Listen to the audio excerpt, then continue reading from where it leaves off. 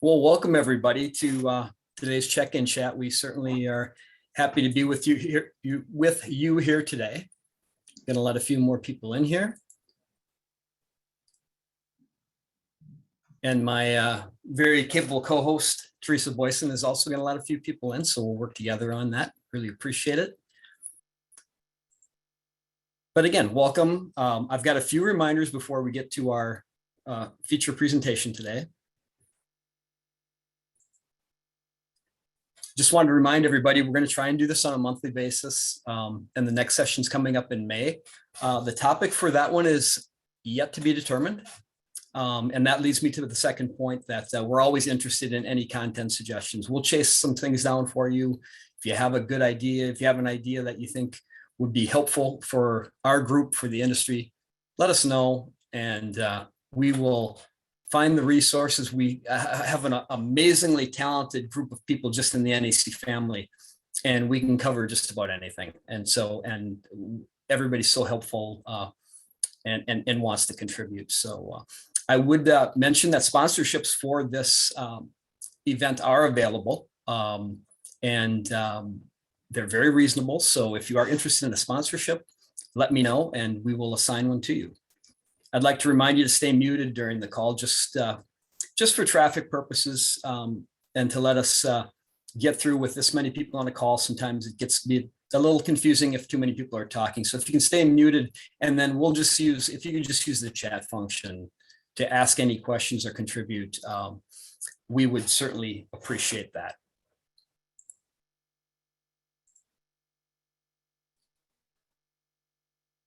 All right, just a few announcements, and this one is right around the corner. We get to go to CinemaCon in a few days now, and NAC has a slate of events for that. I'll get to that in just a second. And then also with CinemaCon in mind, we also have plans being made for our NAC Expo in July at the Hilton Orlando Lake Buena Vista. We were there just 2 weeks ago doing some meetings with the hotel. Everything looks great. You're going to love the hotel. You're going to love the area. Right next to Disney Springs, plenty to do. Bring the family, and we're going to have a great event. And we hope that you all register. We have trade show booths available. We have sponsorships available. And of course, registration is available. All that's available on the NAC website. And now just to take a little side road here and get back to CinemaCon, we're going to return to doing our committee and board meetings on Sunday, April 24th. We're going to have our charity golf event on April 25th. I would note that we are at the point in the planning where we could actually use a few more prizes for our raffle. So if you're interested in donating a prize, let me know. And you do not have to ship the prize, simply a description or a photo, and then we will send the winner to you and you can ship it to them direct to save us all a little bit of shipping. So trying that new this year. We'll have a booth at 230J on the trade show floor. Stop by and say hello. We love it to when our members stop by and we get to maybe put a face with a name, or if we've already met you, well, great to renew acquaintances. And there's also going to be a seminar on Thursday morning featuring Larry Etter and a cast of experts from NAC, and always well attended. Great to see everybody on Thursday morning in Las Vegas, getting up bright and early for a seminar. I know that's very popular, so but we always do a great job attending that. So that's going to lead us into today's program. Theresa Boysen from Great Western Products is going to join us today. And her topic, Leading an Exhausted Team, How Understanding Burnout Can Help Leaders Bring Out the Best in Their Employees. Can't think of a more appropriate topic. Theresa, welcome to Check-in Chat. And I'm going to turn over the screen to you right now. Thank you, Chris. I appreciate it. So you can go ahead and share. All right. You guys have my presentation there? We sure do. Excellent. Well, thank you so much for having me. I'm excited to join you all today. This is a presentation that I created, and I'm sharing it with you guys because you are a resilient bunch. You have been through a lot, and I wanted to share some of the work that I've been doing to help rejuvenate and empower you and your employees to keep moving forward. The last few years have been quite an experience. Speaking of the pandemic, Damian Barr said, "We are not all in the same boat. We are in the same storm. Some of us are on super yachts, and some of us have just one oar." I absolutely love this observation. I'm introducing it here as a reminder that we've all been through a common experience, but we were forced to navigate it in very different ways, and that includes your employees. I don't know about you, but some days I felt like I was a hurricane in a yacht, really. I was or a kayak in a hurricane, I think. But don't worry, I will get into restoration. So, a little bit about me. I know most of you already know me, but I wanted to offer my personal contact information here should you have any questions pertaining to the presentation or its material. It's important that I clarify that the material and thoughts presented today are my own and do not reflect the opinions or beliefs of Great Western Products, Vistar, or its affiliates. Yeah. And Theresa, I would point out too, we are recording the session, so that will also be available. Yes, absolutely. And you guys know where to get a hold of me. All right, so I have a kickoff poll here, which Chris, I don't know if when I'm screen sharing, you'll be able to also see the poll. I'm not able to see everything at once. Okay, so I'm going to launch the poll. Yeah, let's give it a shot. And let's just dive in. Yeah, and while we're working on that, hopefully that'll work. Oh, there it goes. It showed up for me. So while we're looking at that kickoff poll, if you have it, please grab a pen and paper because I am going to ask you to jot a few notes here and there just for your own reference. This isn't going to be anything that needs to be turned in or shared. But to get us started, if you're calling in to get to know what the kickoff poll is 3 questions. Number 1, have you ever had to push yourself and your team while you actually felt exhausted or depleted? 2, do you know the difference between stress and burnout? And 3, do you feel comfortable talking to your team about mental health and wellness?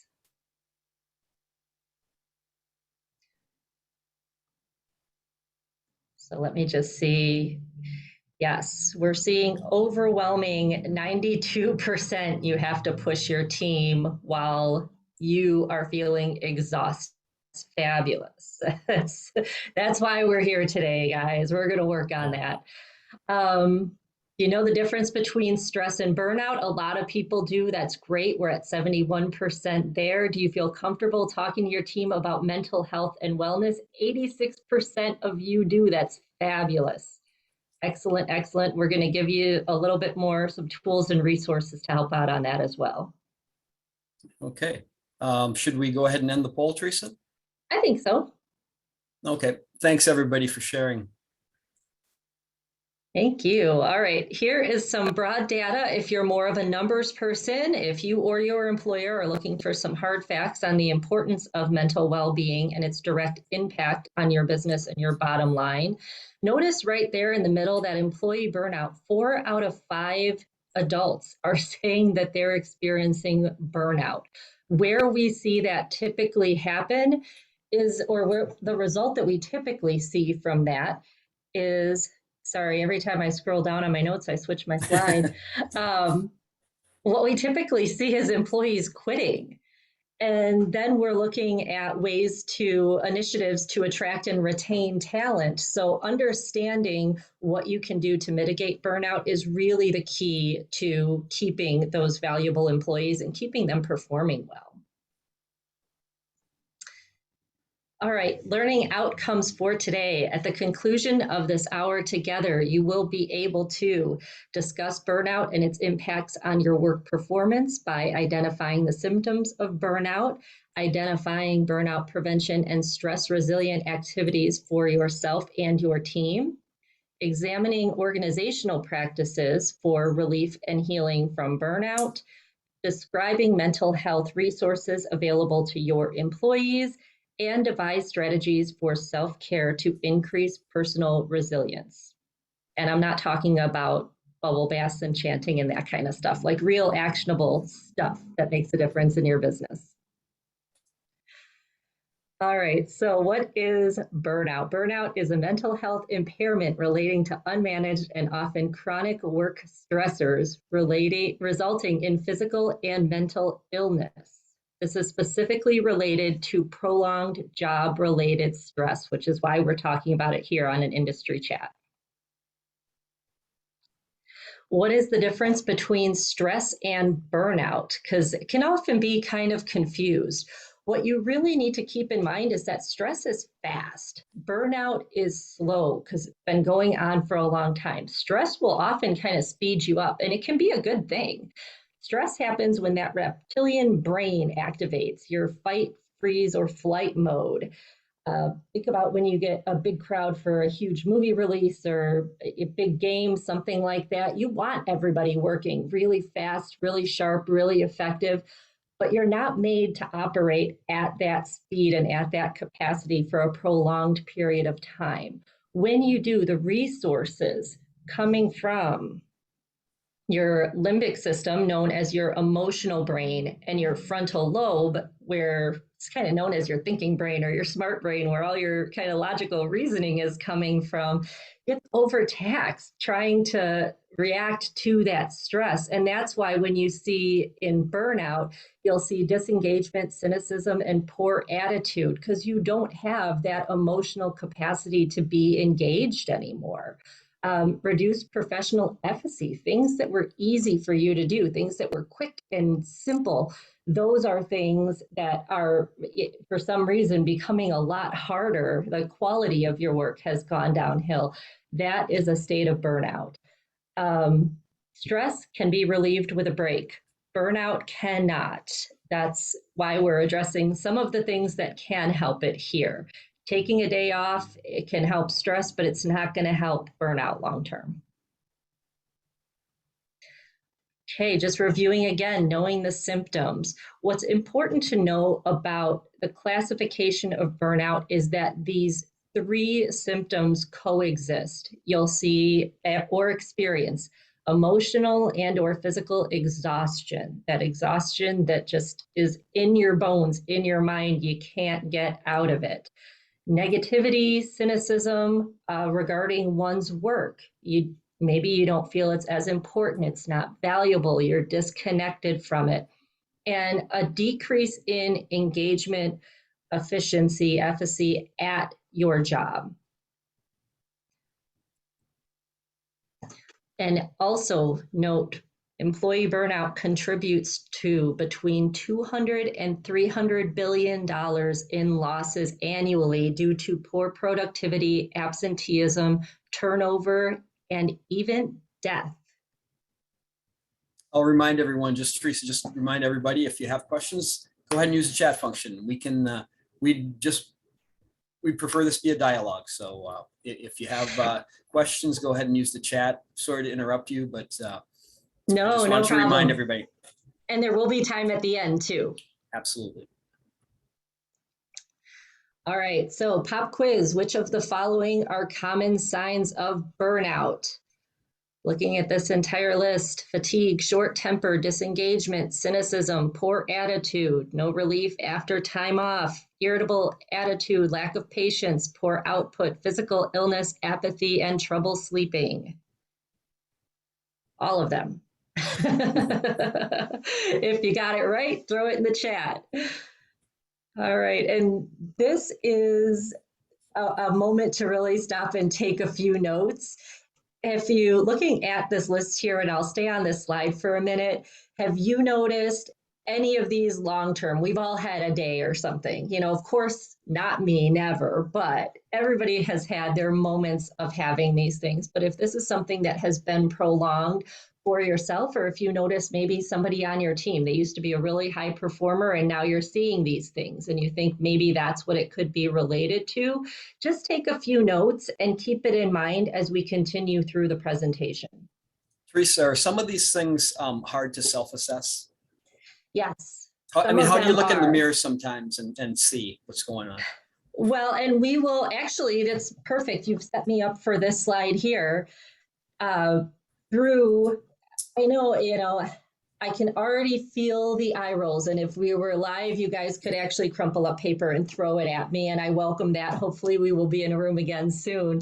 But one of the ways to really see, you'll see the physical stuff. You'll see that you're really, Sunday night, you're just miserable. You don't want to go to work Monday. Those are the things that you'll see. But if you find yourself saying, okay, but why? Like, I like my job, or I like what I do, or hey, it's, I'll giggle here and say 40 hours a week. I think all of us are probably working a lot more than that, but hey, it's just a certain amount of time and it provides for my family. When you can't really put it back into context, to find out if this is what's going on, I think the most effective thing is journaling. And it doesn't have to be, Dear Diary, dig out your thing, but just let your pen start going and see what comes out, because really you can get some good clarity there. Write down everything that you've been feeling and kind of take a look and see if it's aligning with these symptoms. So if you think that you might be susceptible to burnout or have in a state of burnout, the first thing we're going to do is talk about personal relief. And even if this doesn't apply to you right now, it's important to keep in mind that you do have to care for yourself first, and you have to get these practices in, because this could happen later down the road if it's not affecting you right now. First step is to determine the cause, and you can come to that answer in any combination of journaling. Some people turn to prayer, meditation, counseling. I have therapy here, but that can be life coach. That can be talking to a mentor. That can be any of those things, but you have to be really open about what's going on and what may not be aligning. And we'll get a little bit more into that on the next slide for what could be causing that and how to find it. And then you're going to form your plan. Communication, support, and priorities is what's going to help that. But first, let's get to that cause. All right, these are the top causes of burnout, this list here. Lack of control over one's day-to-day work, unclear job expectations. If you're not sure what success looks like, you don't know that you're running in the correct direction, this can really be exhausting. Dysfunctional workplace dynamics, extremes of activity. We talked about when the big movies start up, if your team is really slammed and then there's nothing, really slammed and then there's nothing. We've all had nights like that, or, months like that. But if that's what your entire course of work is, then you just need to be aware and make sure that you're taking care of yourself on the other side, that these other things are in place to help offset that. And we'll get into what you can do for your team in a little bit. Remember, this is just about you. Lack of social support, work-life imbalance, core value alignment. This is a big, important one. This is really where it gets into that journal, meditation, prayer. You need to know for you, what are your core values, what drives you, what excites you, what gets you up in the morning, what's important to you. And make sure that where you're spending your most time and energy aligns with that. Energy depletion and technology is a new one. Zoom fatigue is real. And it was something I had heard people talking about, and I really didn't appreciate it until somebody said, well, what if you were sitting in a meeting all day and someone was holding a mirror across the table from you and you had to stare at yourself in every meeting? It would be terrible. So right now, I know I'm only looking at my camera sometimes because my camera isn't you guys. It's not. You guys are off the side here. But I've turned off my preview so I can't see I'm looking off to the side, or else I'd be totally distracted by that. It just sets you off. You don't know what you're doing. And especially us, we're a group of people. We like to be in the room together. We like our big hugs. All right, so if you're like me, you're really annoyed. Great, you've told us all this depressing stuff. What am I actually going to do about it? What can be controlled? Look at what you can actually, there are going to be a lot of things out of your control, but what can be controlled in your workday, in the work that you're doing, in your personal life to offset some of that? Clarify and adjust any goals, any misunderstandings that you have with your superiors. Establish boundaries. This is really important. Build time outside of work for recovery. Schedule time for socializing and hobbies. I think that in most areas we can finally do that again. The Zoom socializing, it worked while we had to, but even if you just go for a walk, shout at the neighbors across the street, do something. This is a big one. This shocked me, and I have trouble with this. You may need 8 to 12 hours of sleep when we're recovering from burnout, like an infant, but do it. Mark your time off. Just do it, because even though you're going to say that's not productive time, you're not productive right now if you're burnt out. Take the time, get some rest, do all those things that we don't like to do, eat healthy, exercise, blah, blah, blah, all that great stuff. Turn off your phone sometimes and turn off your camera. This is I've done now because I can't see that I'm looking in wacky places then, and it doesn't throw me off. Next step, as leaders, what can you do for your team? Determine the cause. In this case, I mean, if you guys are really like an open company, you can sit around and, journal as a group. But really what you can do is provide open communication with your team and communicate employee relief resources. If you have an HR team, if you have an employee assistance program, if you're smaller and you don't have those things, then just look into the community. Get involved in what resources your community has and communicate those to them. Hey, you know what? We've all been through a lot. We have some crazy stuff coming up. These are some of the resources that you can go to on your own. And then again, form a plan, communicate, support, and prioritize what's most important. Same exact slide here. This is when we looked at what is happening to you. This is what's happening to your employees. And now you have to look at it through the lens of a leader. What can you clarify? Unclear job expectations, lack of control, work-life imbalance. These are some of the key ones that I see come up a lot, especially in smaller businesses, because there's a real feeling of, well, this is the way I did it, and that worked for me, so this is the way it'll work for them. But if you've had different experience, a different background, different mentors, your team may not know that that's the expectation. And you may be ripping your hair out saying, how do they not know? I know I have a 21-year-old son. I've ripped my hair out. How does he not know? Where are his parents, right? Trust me, we tried. You have to, it takes a village. It takes an assistant manager firing you sometimes to learn that stuff. Parents try, assistant managers try, team leads try, general managers try. Keep trying. Everybody around them is looking. Just be really, really clear of what the expectations are. Follow through, give them those guidelines. And really, these are the things that are going to help your team.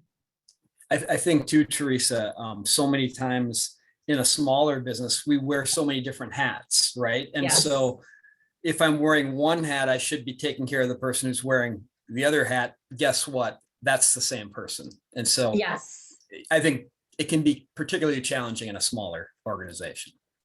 exactly. Well, and I've even had conversations with my team where I'll jump into, oh, I think that we should do this, this, and this. And I haven't shared the other part of the plan of next year, 2 years from now, 5 years from now, we should do this, this, and this. I just jump in and say, guess what we should do, without telling them the rest of what's in my head. If you have that open communication and that clear communication, your team will stop you and say, did I get the whole story on that? Or are you doing a Theresa thing right now? So I think that those little things are really, sometimes we undervalue how much impact they really can have. Now, organizational relief of burnout. This again is a very similar list, but it is a little different from what you're doing as an employer, as the resource there. As much as I love people and I want to know everything about them, I don't want them to be so dependent on me that I become everybody's priest, therapist, any of that.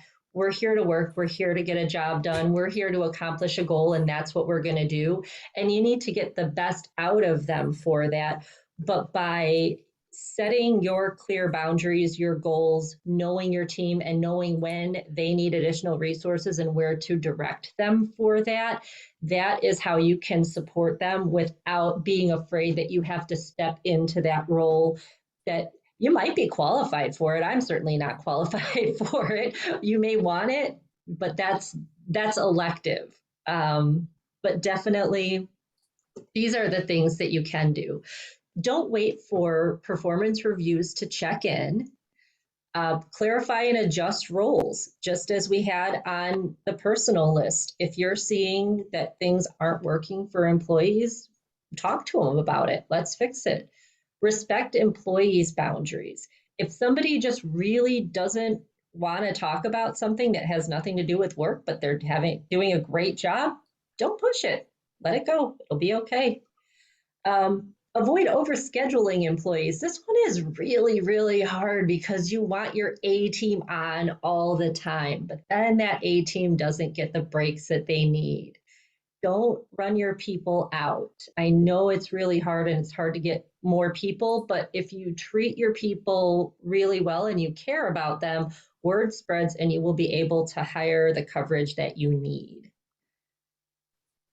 Allow and encourage time off from phones or cameras. It is such a relief when you get into a meeting and the facilitator says, it's okay to turn off your camera if you're not feeling it.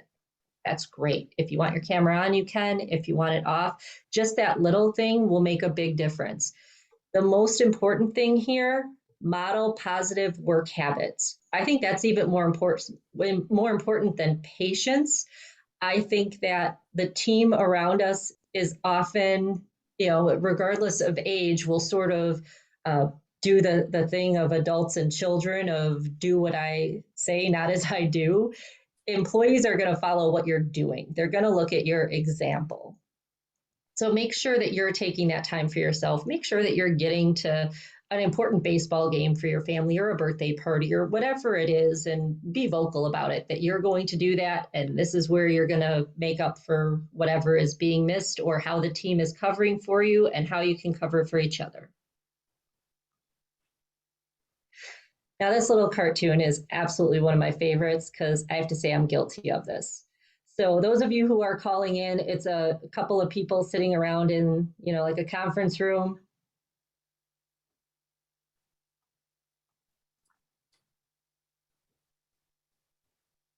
Yep. Hello?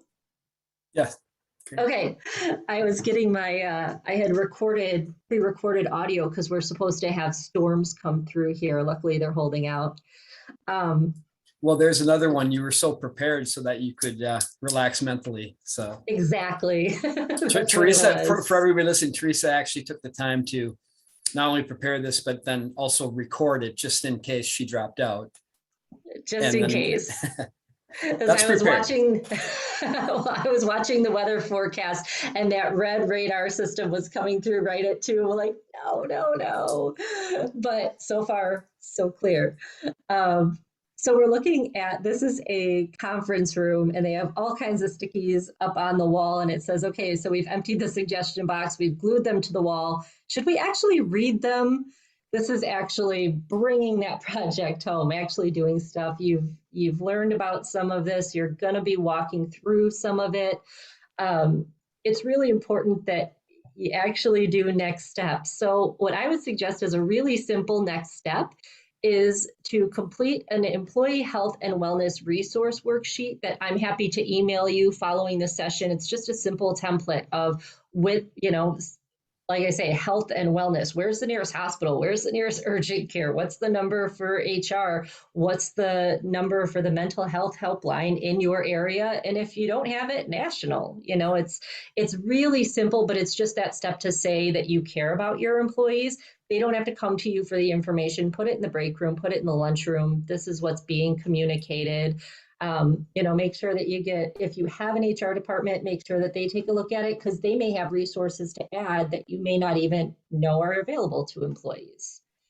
Practice personal burnout relief. If you went into this thinking you were going to learn how to help your employees and you went, oh my gosh, this all applies to me, I need to work on some of this stuff, step in right now. It's never a good time.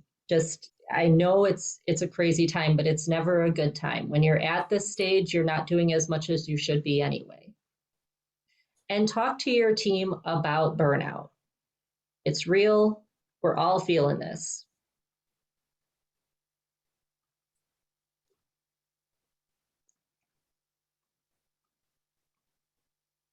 All right, make sure I'm not speaking on this one.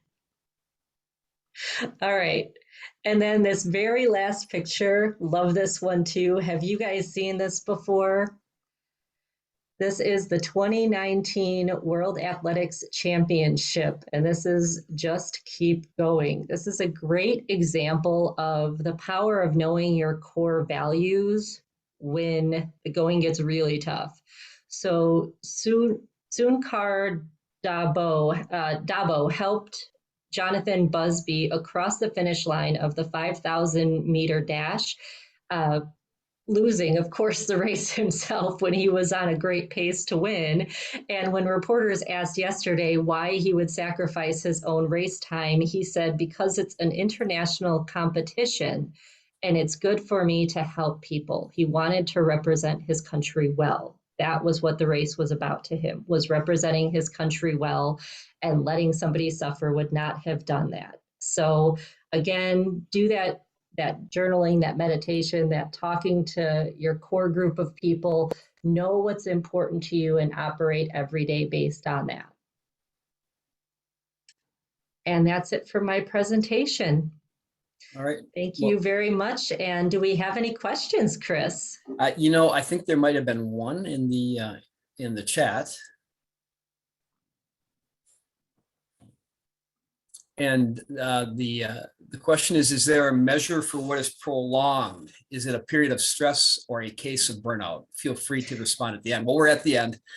Yes. Susan, we're at the end. So yes, that is an excellent question. Prolonged would be, in my opinion, it's more than a week. I think the experts say it's probably about a month.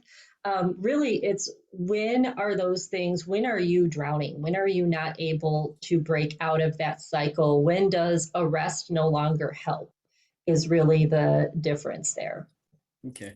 I know you mentioned, and I thought this was a great suggestion, and it seemed to me to be low-hanging fruit. It seemed to be very simple. You mentioned turn the camera off, or better yet, make sure you let everybody know it's okay to turn the camera off. Anything else that might be just that really simple thing that you could do like right now that might help your levels of either stress or exhaustion? This is going to be a very personal response. For me, it's laughter. For me, that is what will always reset. If you can laugh with your team, that will get everybody in the right mindset. You don't have to do it at somebody's expense. You can find something that is work appropriate and silly to just share, hey guys, after yesterday's crowd, I was really just feeling depleted. Here's an uplifting story. Here's something that's here's a ridiculous meme. That's always my favorite things. I don't know why they crack me up so much. I think I'm right at that age where I'm too old to really appreciate them, and they make me laugh even more. But I think that is going to establish those connections and that community to remind you of why you're here and why you're doing it. Do you find, and maybe, in your preparations for the material you put together, do you find that leaders sometimes take on their employees' weight Yes. and find themselves maybe doubling that because they have their own levels as well. Did you find some of that as you were researching this? Yes, absolutely. And I think in the same way that leaders will take that on, there are also some new upcoming leaders that are afraid of taking that on. They're afraid to step into those roles of offering help and offering resources because they don't want to take on more than, maybe they've seen their past leaders either absorb what's going on with them or try to help a little bit more than they should, and it ends up taking on more responsibility, more emotional labor, whatever form it takes.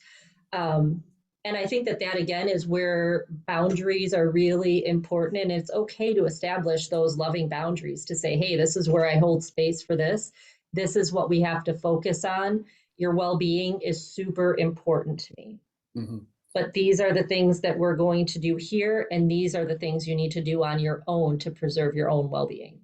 Yeah, I know sometimes, helping somebody else can make you feel a lot better, but there's got to be a limit, right? I mean, you can get to the point where it's not helping either one of you. Right. Or you're trying to help in the wrong way. So, again, with the example of not getting time off, if you see that somebody is running around and, hair absolutely on fire, they're so stressed out, and you think you're going to be world's nicest boss and say, just take the afternoon off, that's all really well intended. But one, it's not going to matter. And two, now they're another half day behind of everything they were looking at doing. Instead of saying, what would help you? I can see that something is going on. Let's talk about what's on your plate. Let's talk about what's happening. Let's prioritize some things so that you know what to focus your energy on, because you don't have enough energy to do everything that has been taken on. We have something in the chat. We have a basket of small post-its and pens on our door. Every day, the staff writes a note of something good that happened or something they saw someone do. For example, it's been great for keeping minds right. What other small things could we do to help? That's one of those like low-hanging fruit things, right? Really easy to do. I love it. Yeah, and if anybody else can think of anything else, they could share it with us too. On the chat, I know you talked about exercise, and I know one of the big things for me is at noontime, I try to eat too, but I do try to get out for at least a short walk, breathe some fresh air, listen to some music, try not to answer calls because they come in the same headset. So, yep. But yeah, I don't know if anybody has their own things that they might do that, share it with us, and we might not be thinking of it. Yeah, for sure. If anybody wants to jump off mute or, share with us at this time, I think it's okay. Right, Chris? Sure. Yeah, sure. Would be okay. Yeah. We can live with a little anarchy. Yeah. Yeah. Come on, NAC, let's see ya. Yeah. In the meantime, I think you talked a little bit about boundaries, right? And as a leader or even as an employee, what's that point, right, where maybe this person needs more help and then you're actually harming them by overstepping rather than maybe getting them professional help or something that would be more appropriate for their particular issue. Right. And it's going to be different for everybody and everybody's comfort level. And that's where it just comes into clear communication. And if your workplace has boundaries established that they say, hey, this is what you should do, this is what you shouldn't do. If they have training, that's even better. But really just clear, honest communication. And one of the quickest ways to shut that down is to let a lot of emotion or anger get into conversations, because then people are not going to feel like it's safe to have that conversation with you. Even if you say, no, really, for this time, it's going to be okay. It's really quick to erode that type of thing. Okay. What does that look like? Like, let me have it. Let's hear it. Don't hold back. Is that kind of what? Let's hear it. Right. I'm tough. You can't hurt my feelings. Let's talk about this. And it has to be relatively private. I mean, it shouldn't be something that you ask, in the middle of the concession stand. No, really, what's your problem? That's not going to go over very well. It's not going to come out the way you think it's coming out. And, It can be I as think simple too, as, I'm going to take a coffee break. Do you want to come with me? So what's sure. been going on? Yeah. And I think too, the importance of not only talking, but listening, right? And Yes. how much better our communication gets when we really stop and listen to each other. Exactly. And I think that, leaders can really make a big impact by just sharing with their team um, some of the things that they've been through, maybe some of the things that they've had to navigate. If they think that something might align, if somebody's having a hard time talking to somebody else in their department, they could say, oh man, I remember when I was starting out and I had this person that did this. I ended up doing that to make it work. Or like, hey, I never won them over, but I just did this to keep my sanity and we were able to get the job done. Okay, very good. I've got another really good, what I think is just a great thought. You talked about leading by example. One piece of advice that has stuck with me is not emailing at off hours. I always did because it was a good time for me to catch up. But it can set the expectation that if I did, my team is expected to respond at those times as well. Right. And I think that I saw somebody, that's an excellent, excellent suggestion. I had just seen a story that there was a corporate leader that had that in his signature. I'm emailing because it works for my schedule, not yours. There is no expectation you will answer this now. And Okay. I think that that's really key. And even if it's just a conversation, I mean, I know when I started with Great Western and met the team, that was one of the things I said immediately with customer service and everyone. And like, I travel. Who knows where I'll be and when I'll actually be in front of a computer. You will get emails from me at weird times. Don't ever feel like you're going to answer that until you are at your desk, cup of coffee, ready to go for your schedule. Yeah. And I think another one of those really easy things to do, your signature line, right? Just a Yeah. great thought. Put it in there and set the expectation. And I know as someone who will get one of those emails once in a while, you have to have enough confidence in yourself not to jump right on it if you think it's appropriate. I mean, obviously there'll always be that thing that you need to tackle, but most of them probably aren't. And you have to have enough confidence in yourself to put it away and maybe take it up at 8 o'clock tomorrow morning. Some of them will resolve themselves by 8 o'clock tomorrow morning. That always tends to happen too. Well, one, I do see, I think that Shelly is on, and one of the things that I think that she does really well, which I haven't asked her permission to share, but I think everybody has seen her out of offices. And I think it's just fabulous when she has a really playful on vacation, enjoying life out of office. And she has the best out of office messages, whether she's traveling for work, out for the day, whatever it is. But it's always optimistic and nice. And I think that especially internally in your organization, if you're going to set something like that up, I think that that's just a great way of saying, hey, we all have a life. This is what we do to provide for our lives. And it's great, but let's do that. Yeah, no, I love that. And I know one of the things that works for me is, and I actually have a little sign right here, a post-it that says, give everybody the benefit of the doubt. Yeah. And I think that sets expectations right away too. So I'll throw that out there as mine.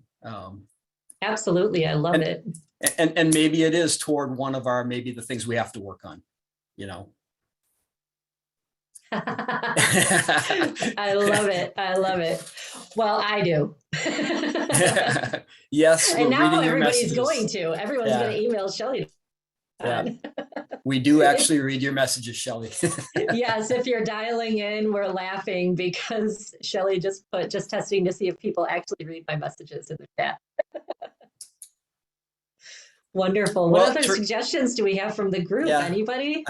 There's nothing coming in right now. And I know we're about 45 minutes in. So if we are done, I wouldn't mind wrapping up. I know we could all, we can get 15 minutes back and do something great with it. Or maybe after this one, maybe go get a bottle of water or take a walk or do something healthy like right now. Exactly, exactly. This is the time for your journaling, your meditation, your crystals. You know, my team loves it when I talk about my crystals and my chanting and all that, which like I don't really know anything about, but it's good comic relief.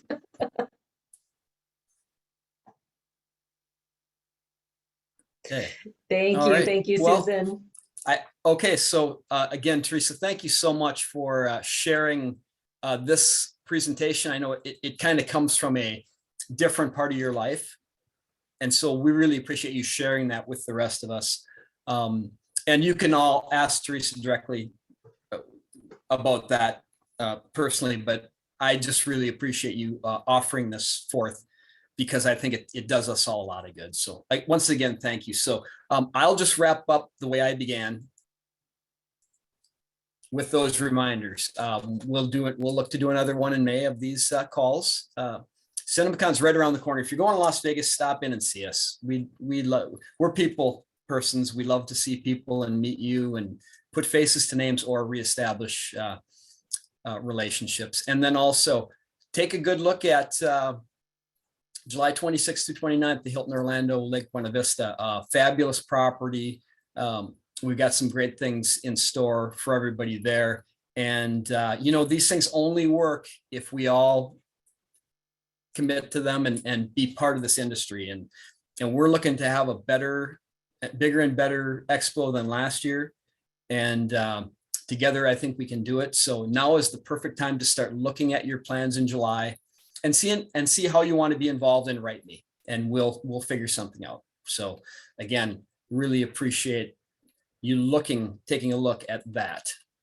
Well, that's going to wrap it up for today. This has been the Check-in Chats production of the National Association of Concessionaires, where food meets fun. And what an appropriate tagline to match today's presentation. So with that being said, good afternoon, everybody, and we will talk to you soon. Bye now. Thank you. Bye-bye. Bye.